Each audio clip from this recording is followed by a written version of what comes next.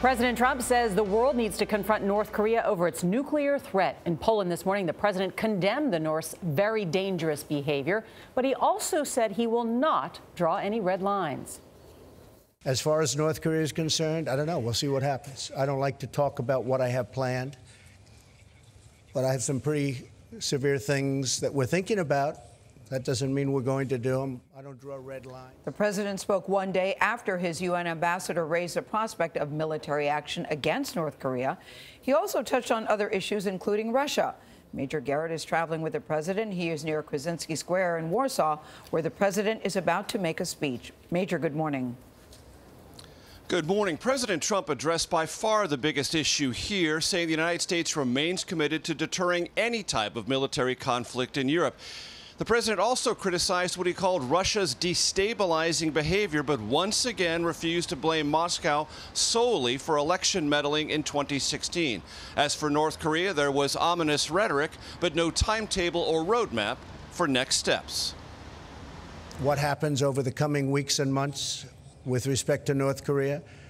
It's a shame that they're behaving this way, but they are behaving in a very, very dangerous manner, and something will have to be done about it. President Trump's vague response left uncertain how to deter North Korea's pursuit of ballistic missile technology needed for a nuclear strike against the U.S.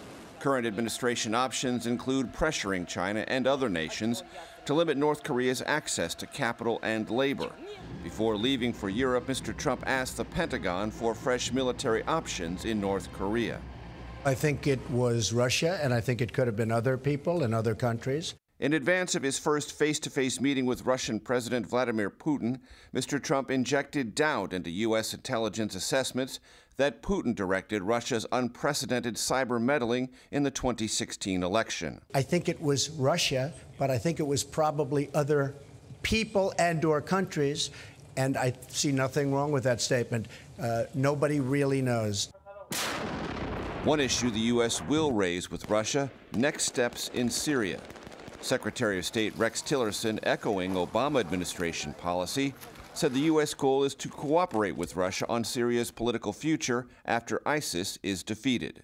This is where we've begun an effort to begin to rebuild confidence between ourselves and Russia at the military level, but also at the diplomatic level. But we're at the very beginning, and I would say at this point, it's difficult to say exactly what Russia's intentions are in this relationship. In a speech to the Polish people momentarily, President Trump will cite Poland as an example of a nation showing the world how best to defend Western civilization. Jeff, the Polish government's recent crackdown on press freedoms and the courts and its hardline stance on immigration have left it out of step with many of the European leaders President Trump will soon meet with at the G20 summit in Hamburg, Germany. Major Garrett, thank you very much.